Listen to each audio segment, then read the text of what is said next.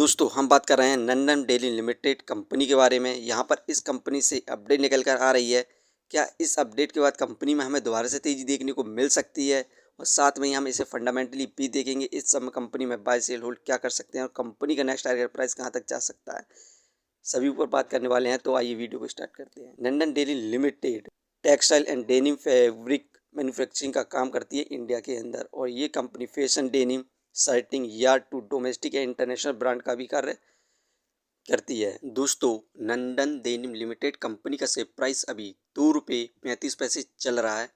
आज के दिन इस कंपनी में हमें 1.73% के रिटर्न्स देखने को मिल रहे हैं, जो कि पॉजिटिव रिटर्न्स हैं। कंपनी का ओपनिंग प्राइस ₹2.29 था, वहीं पर हाईएस्ट ₹2.36 तक गया, और आज का लो ₹2.28 रहा। 52 वीक रेंज की बात करें तो 52 वीक लो ₹1.80, 52 वीक हाई ₹3.75 तक गया था।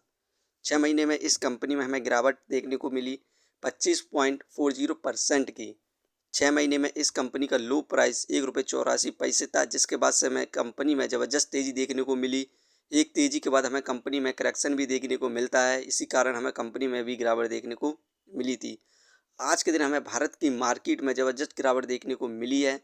भारत की मार्केट में आज के दिन हमें सेंसेक्स में 455 पॉइंट की गिरावट देखने को मिली।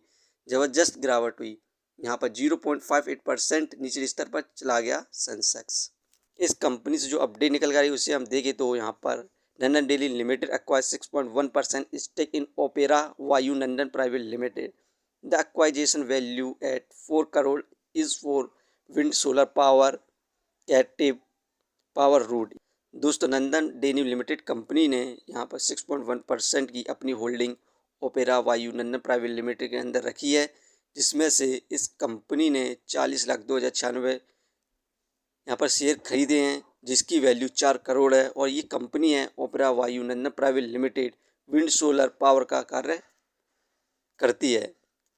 इस कंपनी ने जो अपना Q4 रिजल्ट यहाँ पर अनाउंस किया था, इसकी परफॉर्मेंस की बात करें तो नेट प्रॉफिट 9.51 करोड़ हुई थी क्वार्टर एंडेड मार्च 2026 में। वहीं पर रेवेन्यू 549.37 करोड़ हुआ था। बात करी जाए एनुअल परफॉर्मेंस की तो नेट प्रॉफिट फाइनेंस ईयर 2026 में 33.13 करोड़ का हुआ था।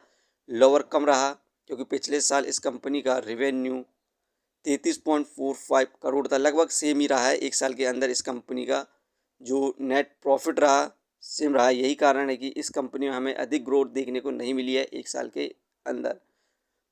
फंडामेंटली देखें तो मार्केट कैपिटलाइजेशन 342 करोड़, जो कि ठीक है इसके प्राइस के हिसाब से। डेप्थ ऑफ इक्विटी 0.18, इस कंपनी पर कर्ज भी है।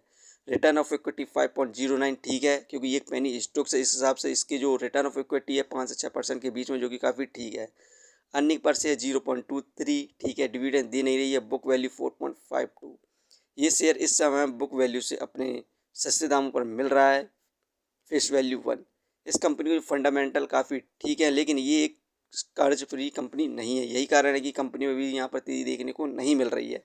दोस्तों इस कंपनी की हम बोनस स्प्लिट और डिविडेंड हिस्ट्री को देखें तो इस कंपनी के द्वारा हमें 10 फरवरी 2022 को यहाँ पर बोनस इशू किया गया था 2:1 का।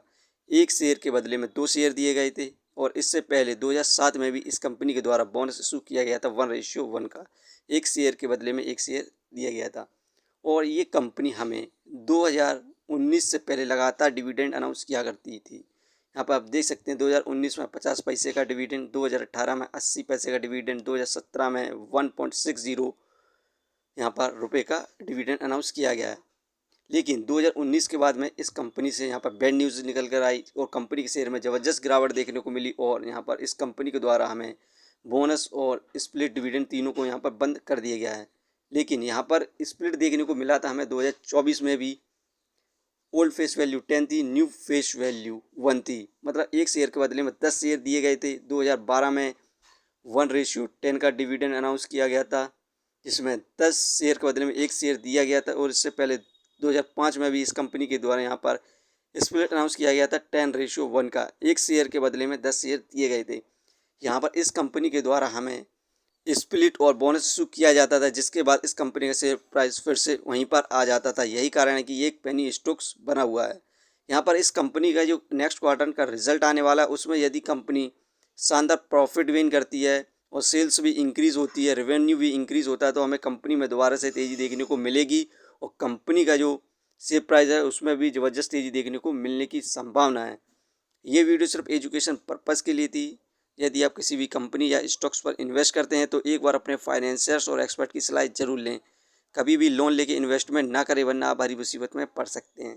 कंपनी के बारे में जानकारी सही लगी हो तो अपने चैनल को सब्सक्राइब करें, जिसका नाम है स्टॉक एनालिसिस। धन्यवाद।